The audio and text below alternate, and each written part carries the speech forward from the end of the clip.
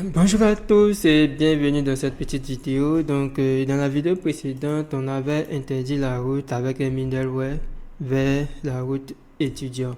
Vous voyez que lorsque je tente d'aller vers la route étudiant, on m'affiche une petite erreur, accès réservé aux membres. D'où vient cette erreur-là? Je vais vous montrer. Donc, au niveau de HTTP middleware. Donc voici l'erreur qui est là. Je l'ai mis ça dans une variable de session que j'ai appelée accès réservé aux membres. Donc au niveau de notre vue, je vais vous montrer rapidement. Au niveau de la vue login, donc voilà ça, j'ai simplement affiché erreur et puis j'ai affiché l'erreur juste ici. Donc s'il y a une erreur, il va afficher l'erreur là. Donc on va actualiser. Donc pour commencer cette vidéo, dans cette vidéo nous allons voir comment traiter notre formulaire d'inscription. Voilà. Donc lorsque nous allons saisir le nom, le prénom, l'adresse mail et le mot de passe, on va devoir créer un compte et puis nous allons venir afficher juste en haut, juste ici, votre inscription a bien été validée. Ok. Voilà, on va rentrer dans le code source au niveau de la vue register. Je vais rajouter une petite ligne ici.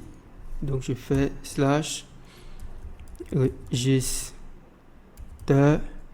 slash store. Et puis on va ajouter la directive CSRF pour la protection. Au niveau des inputs, je vais m'assurer que le name est correct. Donc on a le nom, on a le prénom, on a l'attribut name email et puis on a le password.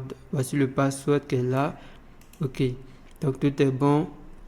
Et je vais venir vérifier notre modèle admin. Donc le modèle c'est admin, nom, prénom, email, password. Et ensuite on avait la migration. Tout est là, tout est bon. Est-ce que j'ai exécuté la migration? Bon, je vais tenter d'exécuter la migration dans le terminal en faisant php artisan migrate. Ok. Ok, j'avais pas exécuté la migration. Donc, maintenant, vous voyez que la migration de admin a été créée. Donc, la table admin existe maintenant dans la base de données. Voilà. Donc, on va venir définir une route slash register slash store qui va nous permettre de traiter notre formulaire. Donc je vais retirer ça et on va dans le fichier web.php. Ok, donc ici non, register store. Ok, donc ici je vais simplement dupliquer ça. Donc là, ça sera une route en post parce que c'est pour enregistrer des informations de la base de données.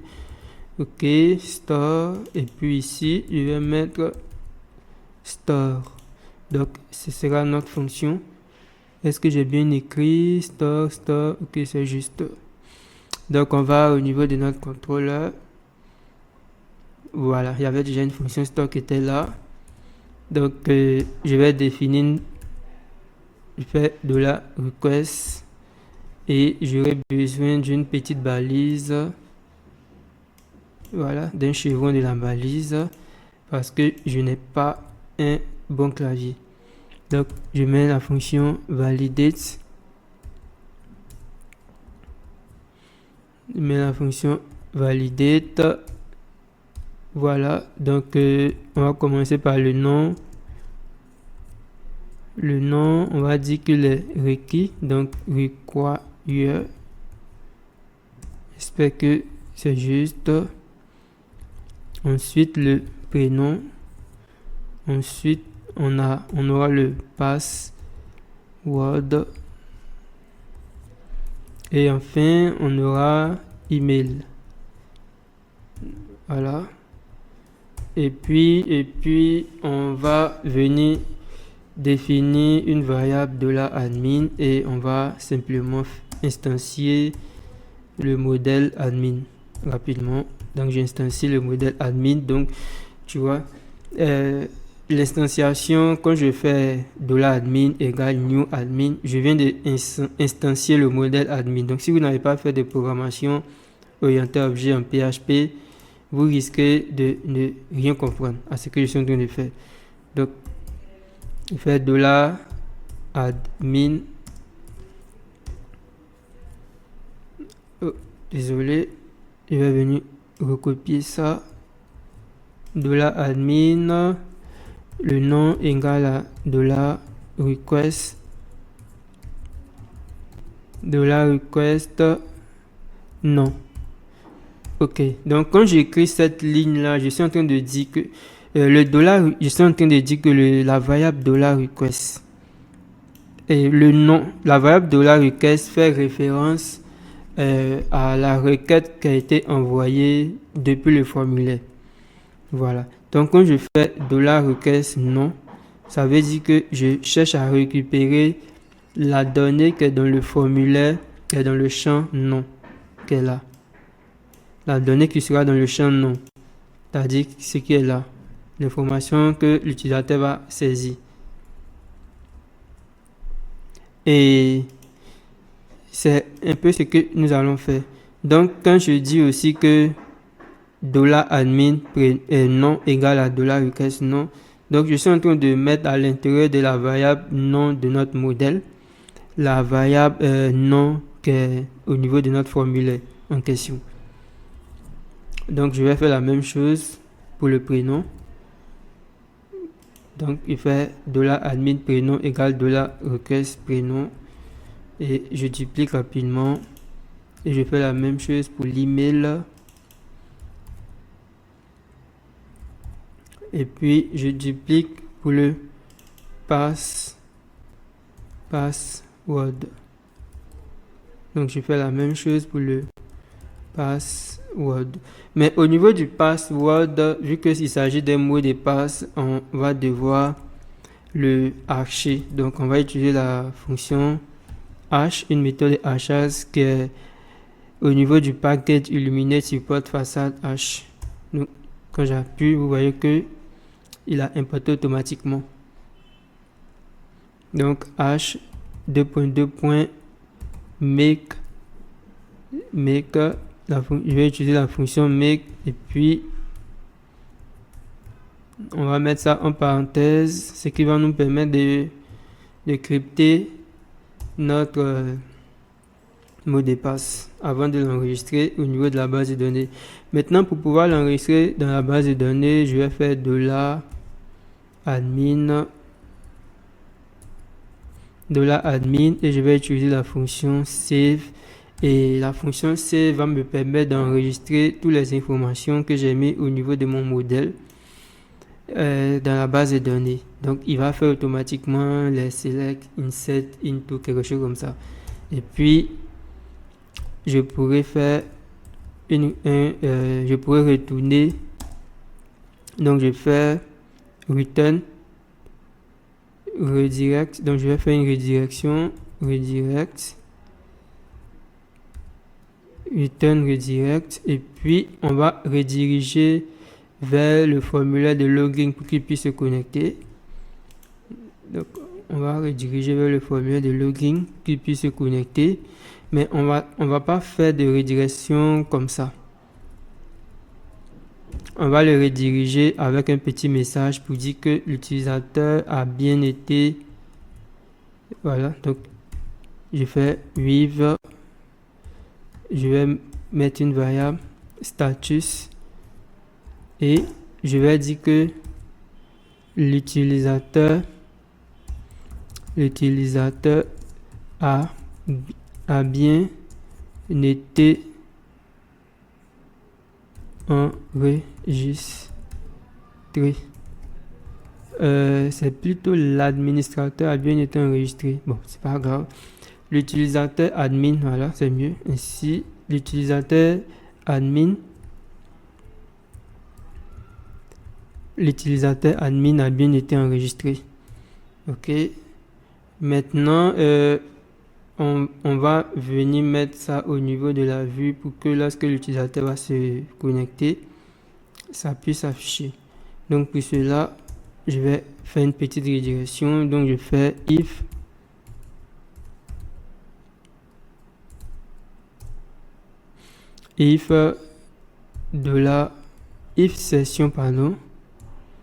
session status. Donc je vérifie que la session existe. Donc je fais arrobase end if.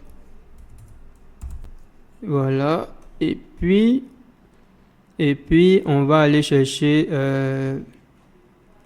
une petite alerte, un petit message Tailwind CSS. Donc je vais directement au niveau du moteur de recherche, je tape Tailwind CSS et puis je mets alerte success. Voilà, ça me permet quand même de prendre rapidement des bouts de code CSS, des bouts de code de Tailwind CSS pour mettre une jolie alerte, tu vois. Donc là je sais que c'est pour mettre un message de rêve vu qu'ils sont rouges. Donc je cherche quelque chose de vert. Je cherche quelque chose de vert. Bon, j'ai une idée. Je vais prendre ça carrément. Je vais prendre pour le message d'erreur et je vais juste changer la couleur. Donc ici, on voit red, donc je vais remplacer par green. Donc je vais remplacer tout ce qui est rouge par green. Je remplace tout ce qui est rouge par green. BG green, border green, text green. Voilà. Et puis donc ici ça sera plutôt status. Ok, donc je copie ça, je vais retirer l'erreur. Ok, puis on va retirer tout ça. Voilà, donc on va tenter maintenant de se connecter. Donc j'actualise d'abord. Voilà, je vais m'inscrire. Donc je mets mon nom, mon prénom, mon adresse mail,